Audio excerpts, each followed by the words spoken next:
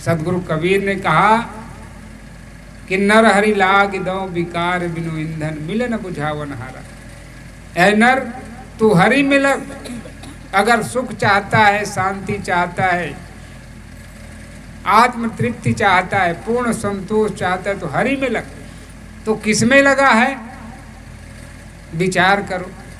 कोई जमीन में लगा है, कोई धन दौलत में लगा है, कोई नाती पोता में लगा है, कोई गाय गोरू में लगा है, कोई बीड़ी तंबाकू में लगा है।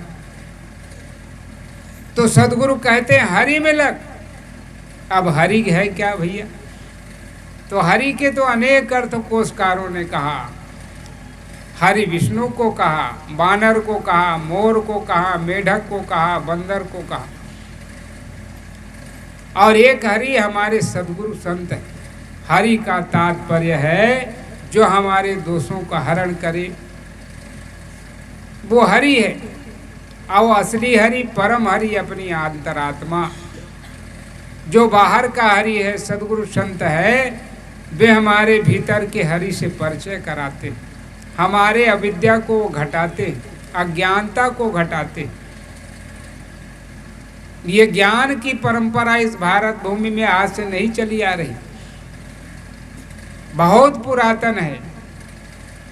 ये धर्म गुरु, विश्व गुरु इसीलिए कहलाता रहा क्योंकि ज्ञान का आरंभ इसी भारत भूमि में, आध्यात्मिक क्षेत्र की जो खोज चली इसी भारत भूमि से। आज विज्ञान भी इतना आगे बढ़ रहा है तो इसी भारत भूमि के ऋषियों की खोज से। आप वो गीत सुने हैं, है प्रीत जहाँ की रीत सदा मैं गीत वही का गाता हूँ, भारत का रहने वाला हूँ, भारत की बात सुनाता हूँ। उसमें वो बात आई, देता ना दशमलव, वो दशमलव का आविष्कार अगर भारत नहीं करता, हमारे ऋषि मुनि गुरुजन उस पर शोध नहीं करते, खोज नहीं करते, तो ये विज्ञान आगे नहीं बढ़ पाता। आज भी जो शास्त्रों की गणना और रचना हुई है गणित का, उसमें विज्ञान भी फेल हो जाता है। आज तुम आविष्कार करके बता रहे हो, हमारे पूर्वज उसको पहले ही मुखाग्र बता देते थे, फलाने दिशा, फलाने ग्रह, फलाना समय। इतना जहाँ कुछ यंत्र नहीं था, वो किससे खोज किए? वो मन की शक्ति से खोज किए। तो सदगुरु कबीर साहब कहते हैं, ऐ नर तू हरि में लाग। किस में लगा है? और ये जो आग लगी है, नर हरि लाग दो नाम आग लगा है, दावानल कहते हैं जंगलों में जब लगता है, और पूरा जंगल का जंगल जल जाता है। वो कैसे जलता है? बांस की रगड़ से। कबीर साहब ने इस बात को बीजक में कहा, बंसई आग लगे बंसई जरिया। बांस की रगड़ से ही बांस जल जाता है, और आदमी अपने ही बनाए कुटेवों से जलकर मर जाता है। आज आदमी से आदमी लड़ रहा है, अब आदमी ही आदमी का खून कर रहा है। बैर विरोध ज्यादातर होता है पुरुषों का पुरुषों से और नारियों का नारियों से। माताएं ही माताओं का टांग खींचने में लगा है। अच्छा, ये टोनी की शुरुआत कहाँ से हुआ? किनको कहते हैं? माताएं ही दूसरे पर दोषारोपण करने वाले। टोनी टोना कुछ नहीं होता, मन की ईर्षा है। आदमी जब एक दूसरे के कुशल व्यवहार को नहीं देख पाता तो उसके ऊपर वो दोष लगाता है, और दोष और डाह के कारण ही ये आरोप लगाता है। यही हमारी अज्ञानता है, इसी राग द्वेष में हम जल रहे। किसी का बढ़ते किसी लोग देख ही नहीं पाते।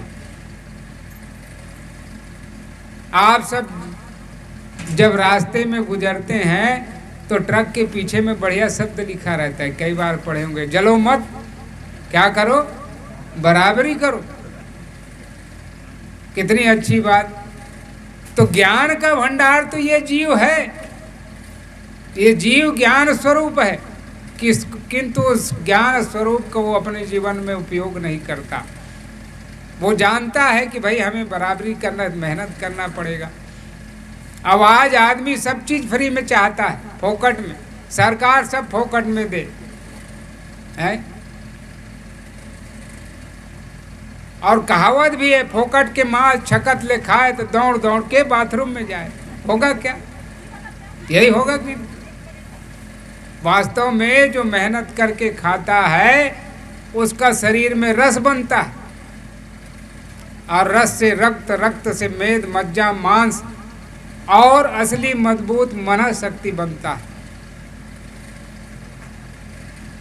तो अपने बाहुबल पे भरोसा करके आगे बढ़ना चाहिए। दूसरे पर हम दूसरे के बढ़ती को देखकर न जले। एक पंडित जी थे, बड़ा सरल और बड़े भक्तिमान, भगवान शंकर के परम उपासक। अब ब्राह्मणों का कर्म है कि स्वाभाविक भिक्षावृत्ति से जो मिल जाए और उसको ग्रहण करके अपनी त्याग, तपस्या और साधना में लीन होना। ब्रह्म का मतलब ही होता है ब्रह्म, आत्मा श्रेष्ठ। ब्रह्म का मतलब श्रेष्ठ, और आत्मा ही श्रेष्ठ है, और ब्रह्म को जानने वाले को ही ब्राह्मण कहा गया। एक ब्राह्मण देवता थे, वो शिव जी के परम भक्त। तो उनकी पत्नी उसे खूब लड़ा करती, क्योंकि भिक्षाटन में कुछ थोड़े मोड़े अन्न आहार मिल जाता। समय पर स्थितियां वैसी रही, और सात्विक भावना वाला, जितने मिल गया संतोष।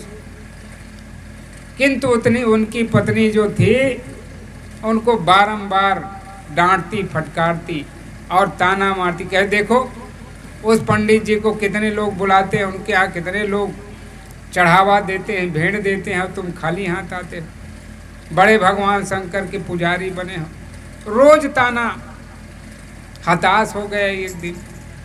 अब हताश हो गए, कहे भाई मर जाना ही ठीक, मर जाना ही ठीक है इससे कर्कशा नारी से। तो कहे निकले।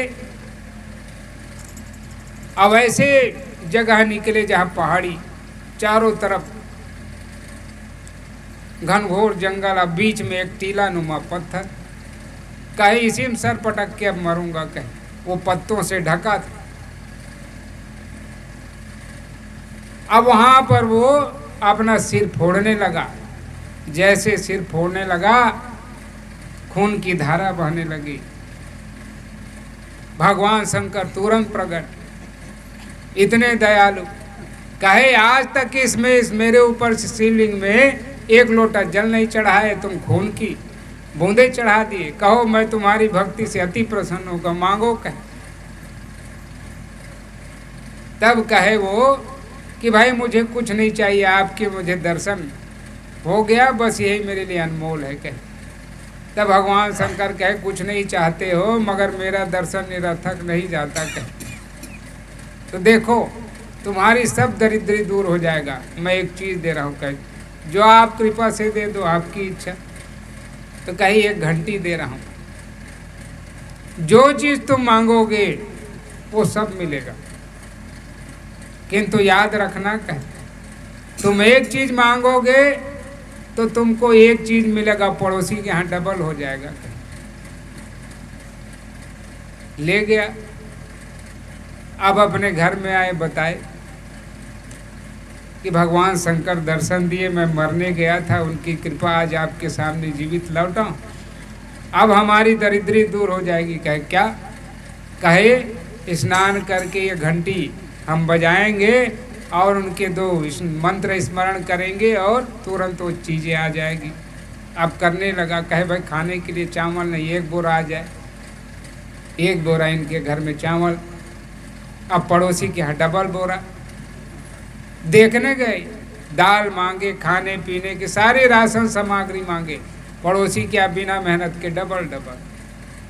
अब उनकी पत्नी से रहा नहीं गया, वो ईर्ष्या के मारे जलने लगी। मेहनत ये करे और फोकट में वो पाए।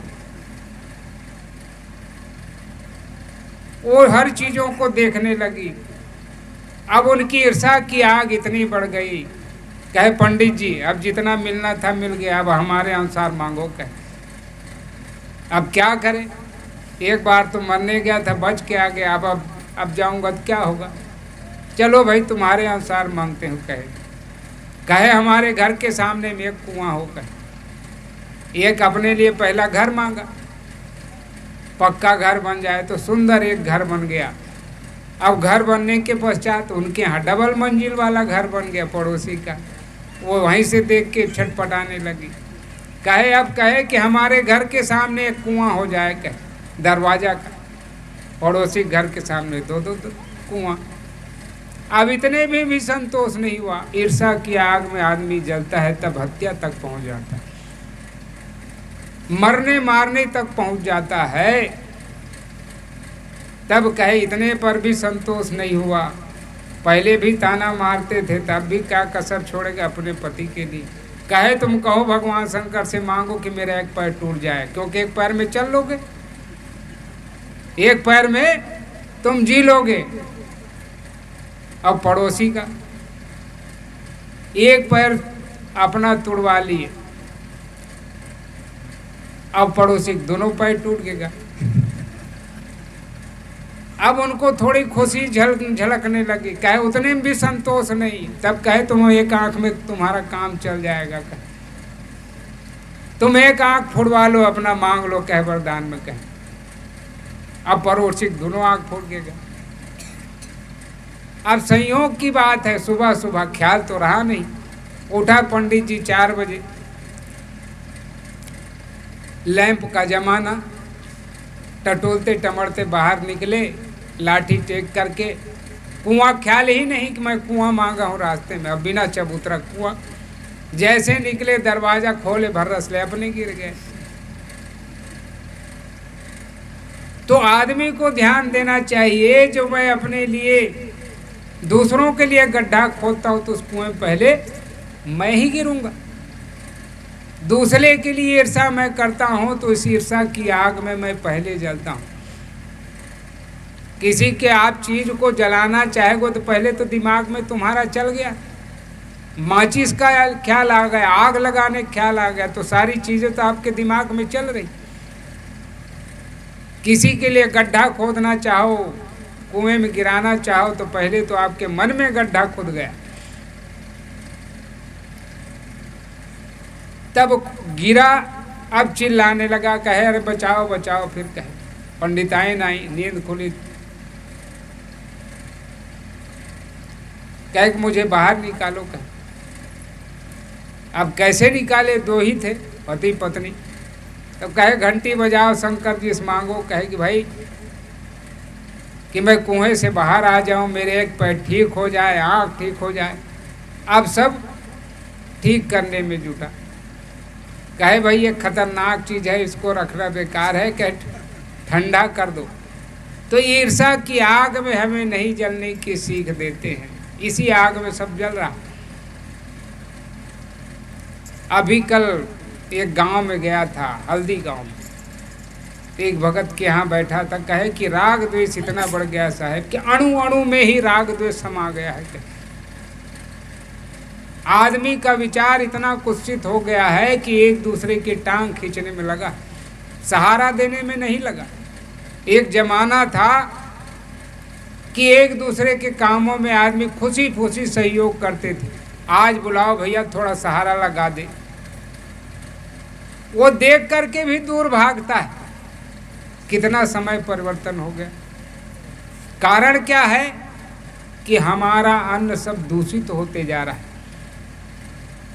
और दूषित अन्न के प्रभाव से हमारा मन भी दूषित होते जा रहा है।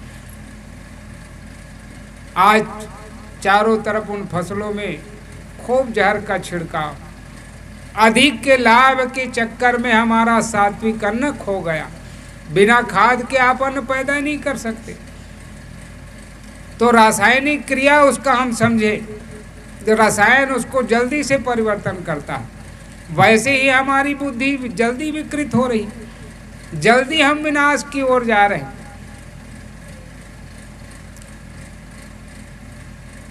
जिन भगवान को हम पूजते हैं, भगवान के रूप में मानते हैं, जानते हैं, हमारे राम कृष्ण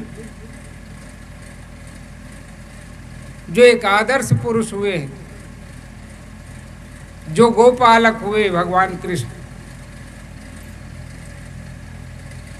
और वो संकेत इसीलिए कि भाई अपने अपने घर में गो पालो।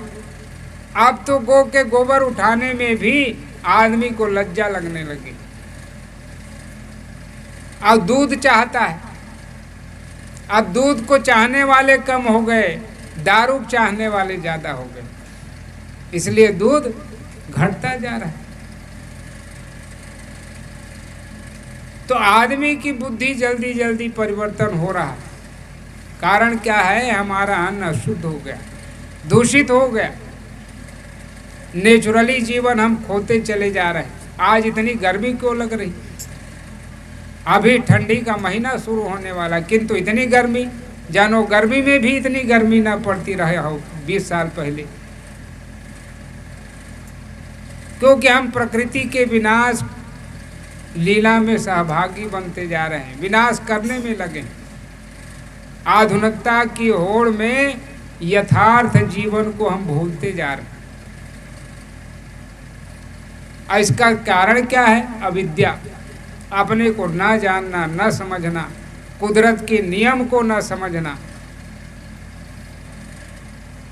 तो हम पिछड़ते जा रहे हैं। चाहता तो ये सुख है, जीव की आंतरिक मांग है सुख शांति, किंतु सब यही दुख का अनुभव कर रहे हैं। साहेब कहते हैं, नर हरि में लाग, उस सद्गुरु संतों के संग लग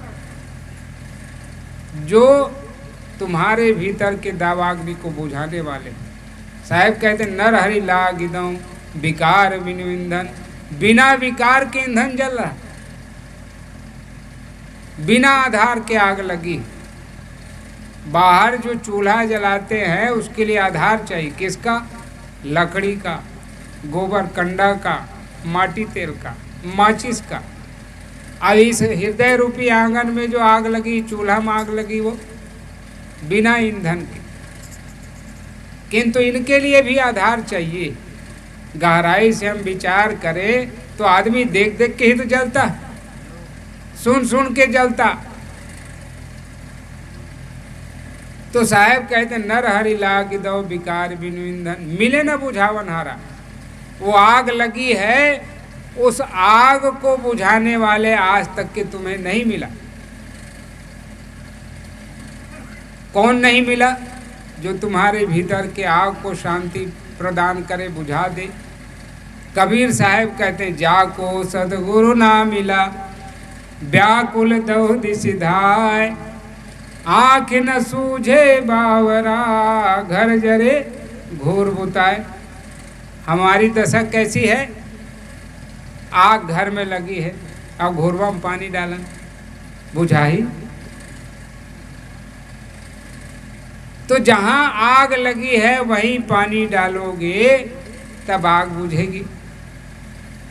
और इसकी दशा कैसी है? जिसको सद्गुरु नहीं मिले वो व्याकुल होकर के दो दिशी भागता है। आदमी शरीर में आग में जल जाए हाथ, तो बस हाथ हिलाते कूदते फांदते भागता है। ऐसे ही ये जल रहा है अपनी आग में, ईर्षा की आग में, लोभ की आग में, क्रोध की आग में, राग की आग में, द्वेष की आग में। क्योंकि अब तक बुझाने वाले मिले नहीं,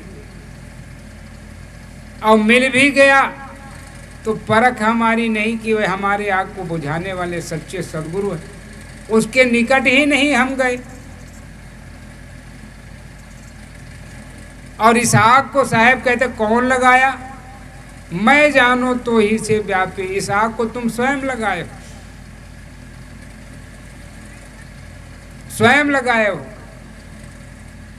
आदमी सुख के लिए तो शादी करता है, एक बार फंसा जंजाल में फिर जीवन भर नधते चला जाता है, नाचता है।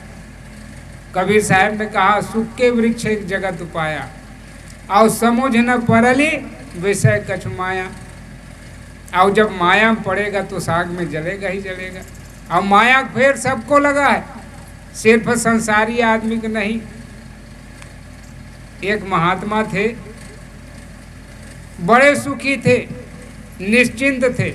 एक के यहाँ भोज भंडार में गए, राजा के यहाँ, और अच्छे ज्ञान विचार की बातें कही तो उनको राजा प्रसन्न हो करके 99 असरफी दे दिया। अब 99 असरफी मिल गया तो उनके मन में हुआ, जब मेरी वाणी में इतनी सामर्थ्य, इतनी शक्ति है, तो और कहीं कथा कहूँगा तो मुझे पूरा 100 मिल जाएगा, पूरा हो जाएगा।